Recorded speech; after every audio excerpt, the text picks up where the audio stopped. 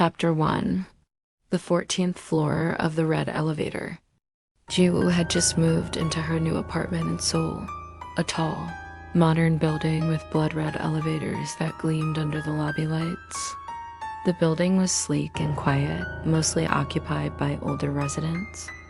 It was affordable, close to her university, and most importantly, it had no ghost stories online, or so she thought. Her unit was on the 13th floor, or what the elevator panel labeled as 15. Like many buildings in Korea, the number 4 was considered unlucky due to its association with death, so floors labeled 4 and 14 were simply skipped. But Ji-woo, being a rational girl, didn't care for superstitions. Her first few weeks went smoothly. That was until one night when she stayed late at the university and returned home close to midnight. As she stepped into the red elevator alone, something odd happened. The display above her head flickered. Then she noticed there was a new unlit button beneath 15. It hadn't been there before, dotted red. 14. Thinking it was some kind of repair test or prank, Ji-woo didn't touch it. But as the elevator ascended, it suddenly stopped at the unlisted 14th floor, all by itself. The doors creaked open slowly. Beyond was darkness. The hallway looked older, cracked, and dusty, like a forgotten part of the building. The lights buzzed and flickered. A faint smell of rotting wood seeped into the elevator. And then Ji-woo saw her. An elderly woman stood at the end of the hall, dressed in a faded hanbok, her long gray hair covering most of her face. She was barefoot and slowly began to shuffle toward the elevator. Ji-woo's heart pounded. She jammed the closed door button repeatedly. Back in her unit, Ji-woo couldn't sleep. She tried telling herself it was a hallucination, maybe exhaustion. But the next night and the next, every time she took the elevator past 11 p.m., the 14 button would appear again.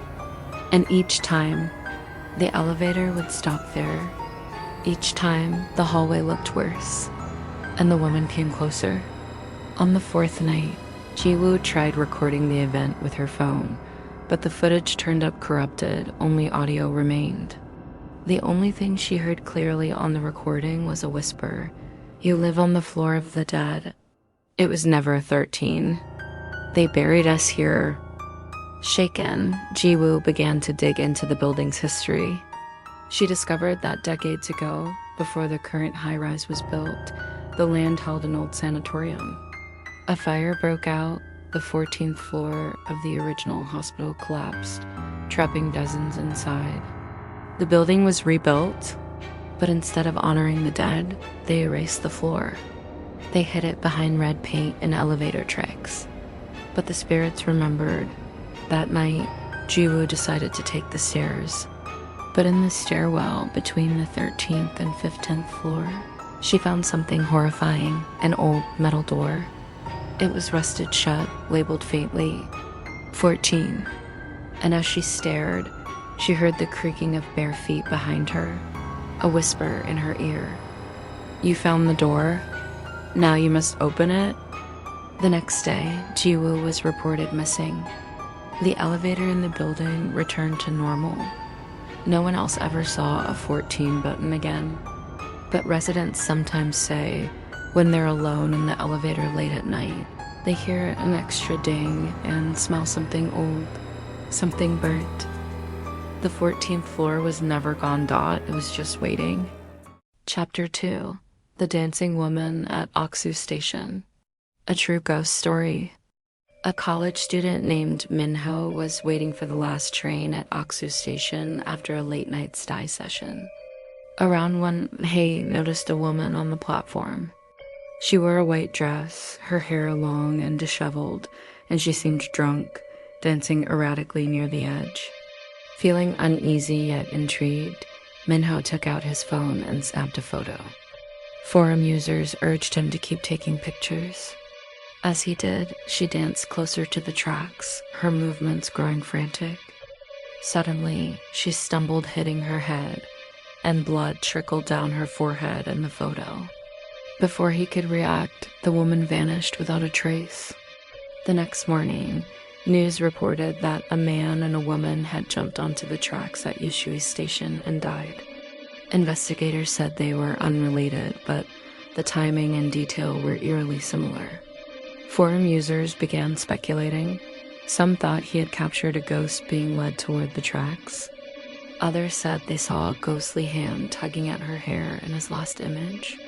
The story went viral, and commuters began avoiding Oksu Station late at night. To this day, the legend of the dancing woman lingers, a haunting reminder of how thin the line is between drunk wanderers and restless spirits. Chapter 3. The Feet in the Sixth Stall. At a high school in Incheon, there's a girls' bathroom on the 3rd floor of the old building that students avoid at all costs. It has 6 stalls, but the last one, the 6th, is always closed, and no one ever uses it. Years ago, a student was found hanging inside the 6th stall. She had gone missing during finals week, and her body was only discovered 2 days later, swollen and disfigured, with black water seeping from under the door. The school never spoke publicly about it, but after that day, the 6th stall remained eerily clean. No dust, no signs of decay, even though the cleaning lady swears she's never once opened that door. Then the rumors began, they say. On rainy nights, if you stay too long in the 3rd floor bathroom, you'll start hearing footsteps. They're wet footsteps moving slowly across the tiles, coming from the 6th stall. Even when you're sure you're alone. One rainy evening, a sophomore named Soo-min stayed late for study hall. She got a stomachache and rushed to the nearest bathroom, the one everyone avoided. Too desperate to care, she entered the 3rd stall and locked the door. As she sat there, she suddenly heard a faint humming, a child's song, coming from the stall next to her. Soo-min paused, confused. She hadn't seen anyone else enter. After washing her hands, curiosity got the best of her. She bent down to check the stall doors beneath, one by one. Stall 1, empty. Stall 2, empty. Stall 3, empty. Stall 4, empty. Stall 5, empty. Stall 6 had feet, but not shoes. 2 swollen, purple feet, bare, bloated, with blackened toenails gently swaying, as if something was hanging just above the floor. She turned to run, but as she reached the door, she glanced in the mirror. Behind her, the 6th stall door was slowly opening. Inside was a pale, eyeless face, staring straight at her. The bathroom is now marked, out of order, under maintenance. But the students know better. Sometimes during night study sessions, they hear water running on the 3rd floor, or someone softly singing, 1 stall, 2 stall, 3 stall. Let's play hide and seek, and every morning, the 6th stall door is open again. Chapter 4. The Girl Behind the Mirror. In a quiet district on the edge of Seoul sits Jangak High School, a school with a pristine academic record, and a dark secret. Students say there's a mirror on the 3rd floor girls' bathroom, the stall closest to the window, that you're not supposed to look into after 4:44 p.m. They say it's cursed. They say a girl died there. But Seo-yeon, a transfer student from Busan, didn't believe in such things. When her classmate dared her to go look into the mirror at exactly 4:44, she smirked and accepted. That afternoon, she slipped away from study hall and walked up to the 3rd floor. The hallway was quiet, eerily still. The light in the bathroom flickered slightly. She entered the stall. The mirror was old, slightly cracked on the top corner. She looked into it. At first, she only saw her reflection, nervous, amused. Then the mirror blinked, but she didn't. Suddenly, her reflection smiled while she was standing still. Then it raised its hand and knocked on the mirror from the inside. Seo-yeon gasped and stepped back. Her reflection stayed still. Then it whispered, lips barely moving, "Let me out. Just for one day." She ran. That night, Sayoon woke up to the sound of breathing coming from her closet. She opened it slowly. Inside was a cracked bathroom mirror, and in its reflection, the girl from the stall, smiling back at her, but from her bedroom. The mirror was installed after a student named Minji took her life in that stall in 1981. She had been bullied and locked inside for hours, scratching at the door until her fingers bled. Now, she waits behind the mirror. If you meet her eyes at 4:44 p.m., she learns your face, and sometimes she switches. Chapter 5: The Kong Kong Ghost. A true Korean school ghost story. Legend says that in the 1990s, many Korean high schools had a horror story known as Kong Kong Ghost, a vengeful spirit born from jealousy. The story goes like this. 2 top students vied for the number 1 rank. One always landed first, the other was consistently second. The pressure of competition was intense grades, future college, family expectations. One day, during late-night study sessions, the second-ranked student snapped. Consumed with envy, she pushed the top student off a rooftop. The first student fell headfirst and died on impact. But the tragedy didn't end there. Every now and then, students staying late in classrooms or study halls would hear the eerie sound, Kong Kong. The ghost walking upside down, bouncing with her head hitting the floor. Sometimes classroom doors would creak open and flicker. Lights might wink on and off. Students tell of voices calling out names. Not here, not here either. As if the ghost was searching for the one who betrayed her. In some versions, the spirit appears upside down, hanging silently, searching for her rival. And those who saw her were forever traumatized. Korean folklore scholars say, it's a cautionary tale, don't let jealousy kill you. Because the spirit doesn't rest. She comes back. Chapter 6: The White Word. Deep in the mountains of Gangwon Province, South Korea, lies the decaying shell of Busan Mental Hospital, abandoned since the late 1980s. It was once a state-run asylum, housing the nation's most dangerous and unstable patients. Some say it even held patients the government wanted to disappear. In 1987, a young nurse named Minjo was sent there for her internship. From the moment she arrived, she sensed something was wrong. The hallways were dim, the air heavy with mildew, and the patients often whispered nonsense, or worse, screamed at nothing at all. But what haunted her most was the basement floor, known as the White Word. It wasn't listed on any map or staff directory. Only senior doctors mentioned it, always in hushed voices. They said it held Patient 0. No one knew his real name. No records, no photos. Just a locked room and a warning. Never open the White Word. Never speak to him, never listen. She was told to leave it outside the door, never go inside. But that night, the door was slightly open. Curiosity got the better of her. She stepped inside. The hallway was painted pure white. Walls, floors, ceiling.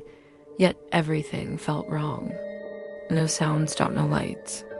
Just a distant, rhythmic tapping, like someone knocking on their own skull. At the far end of the corridor, she saw a man in a tattered patient's gown, curled up in the corner, whispering. As she approached, he looked up, and it was her own face staring back at her, grinning ear to ear. Minjo screamed and ran. She managed to get back upstairs, trembling, pale, incoherent. From that night on, she began acting different, silent. Distant. Obsessed with mirrors. Her colleagues often caught her mumbling to herself. I'm not Minjo anymore. She's still down there in the white room. One night during her shift, she vanished. The security footage showed her walking into the basement. The door shut behind her. No one ever saw her come out. The hospital was shut down soon after. Locals said the screams from the basement grew louder every night until one day they just stopped. Now hikers who wander near the ruins say they sometimes find a rusted metal door deep in the woods with an old, faded sign. Buckham Mental Hospital, Ward B1, if you hear a gentle knock. If someone whispers through the door, "Please, I'm better now. Can I come out?" Don't answer, because it's not Minjo, and it never was. Chapter 7. The Woman in Red. At a well-known high school in Seoul, there's a whispered rule among students. Never look into the auditorium mirror at 1 They say if you do, you'll see a woman in a red dress standing behind you. She doesn't speak, she doesn't move, but her mouth will slowly curl into an unnatural blood-red smile. And if you turn around, she'll follow you home. The story takes place during graduation week. Dared by his classmates, he snuck into the auditorium exactly 1 phone in hand, ready to record everything. Standing before the tall, dusty mirror at the front of the stage, he whispered, "Red lady, are you here?" Nothing happened. He raised his phone for a selfie, just for laughs. But when he checked the photo, his smile faded. Behind him in the mirror stood a woman in a traditional red hanbok. Long black hair covering her face, her arms hanging unnaturally low. He spun around, no one. But in the reflection, she stepped closer. Junho ran out in a panic. From that night on, strange things started happening. Photos appeared in his phone gallery, ones he didn't take. Photos of him sleeping, taken from high above, as if someone was watching from the ceiling. Junho didn't show up to graduation. During the ceremony, a teacher accidentally played a corrupted video on the projector. It was footage of Junho entering the auditorium at Mama. But in the final frame, he was no longer recording. He was now inside the mirror, wearing the red hanbok, staring blankly out at the camera. The last second of the video showed a blood-red message scrawled across the mirror. "You're next." Chapter 8. The Woman in the Mirror. In a remote town in Gangwon-do, South Korea, there stands an abandoned all-girls high school. Local legend speaks of a cursed mirror hidden inside. It's said that if you look into this mirror exactly at midnight, you'll see a girl in an old school uniform standing behind you, even though no one is really there. The protagonist, Sejin, is a university student from Seoul, majoring in folklore and urban legends. For her final thesis, she decides to investigate the abandoned school and document the cursed mirror herself. She arrives at the building around 10 p.m. The front gate is locked, but she sneaks in through a broken side entrance. Inside, the air is thick with dust and decay. As she searches through the dark, she finds the mirror, tall, antique, with a weathered wooden frame and a surface that reflects with a strange, murky shimmer. She takes out her phone to snap a picture, and in the photo, there's a faint shadow behind her. Startled, she spins around, nothing. Determined to uncover the truth, Suyin waits until midnight. As the clock strikes 12, she stands before the mirror again. Slowly, a second reflection begins to appear. It looks just like her, but its mouth stretches too wide and its eyes are hollow. The reflection slowly lifts its hand and reaches through the glass. Frozen with fear, Soyeon falls to the ground as the ghostly figure crawls out of the mirror like liquid shadow. The ghost, dressed in an old-school uniform, stares at her and whispers in a hoarse voice. "You finally came back. Did you forget our promise? I've been waiting all this time." A flood of memories crashes into Suyeon's mind. She had once lived in this town, briefly, as a child. And she did have a best friend named Himin, a sweet girl who mysteriously vanished at school one day. The case was never solved. Now she realized Himin's spirit had been trapped in the mirror ever since, waiting for the only person who ever cared about her. The next morning, local authorities found Suyin's phone outside the school gates. The final photo on it showed a blurred selfie, her face smiling unnaturally wide, and behind her, a cracked mirror reflecting no one at all. Chapter 9: The Woman on the Elevator CCTV. A haunting in Busan.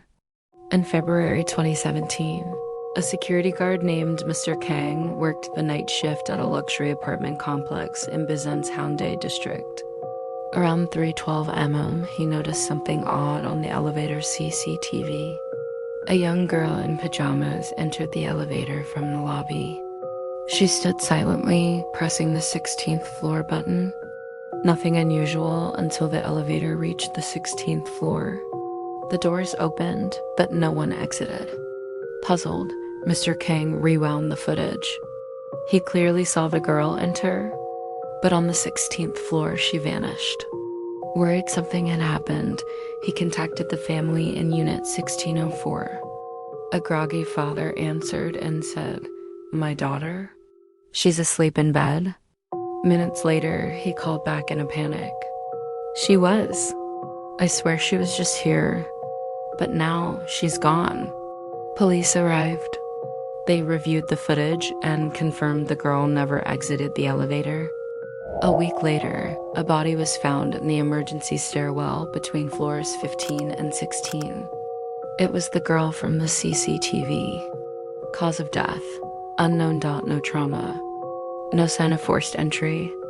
The girl had been dead for days, but somehow showed up on the elevator footage a full week later. To this day, security guards in that building avoid looking too long at the elevator screens after midnight. Chapter 10: The Woman Who Borrowed a Face. In the outskirts of Busan, there's an old apartment complex with a room that's remained mostly vacant. Unit 302. Years ago, it was rented by a quiet, middle-aged woman who kept to herself. One day, she simply vanished. No one saw her leave, and the door was found locked from the inside. Months later, a young intern named Yunya moved into 302. She worked at a cosmetics company and lived alone.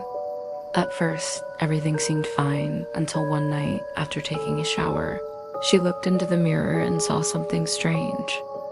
Two faces. One was hers, the other was behind her, pale, blurry, and horrifyingly close. She spun around. No one was there. After that, she kept seeing this strange woman in mirrors, standing by the closet, hanging from the ceiling, or worse, copying her expressions exactly. But a second too late. Terrified, she called a shaman. The shaman stepped inside, paused, and whispered, "This room. It holds someone who died without a face. She's borrowing yours. She wants to wear it permanently." The previous tenant, it turned out, had been part of a secret cult. Her vengeful spirit lingered in the apartment, waiting for someone with a suitable face to possess. Yunya didn't believe it until one morning she looked in the mirror and saw her reflection smiling. But her real face wasn't moving. Panicked, she fled the apartment and returned to her parents' home. But the horror followed her. Weeks later, her family noticed something off. Her expressions were unnatural.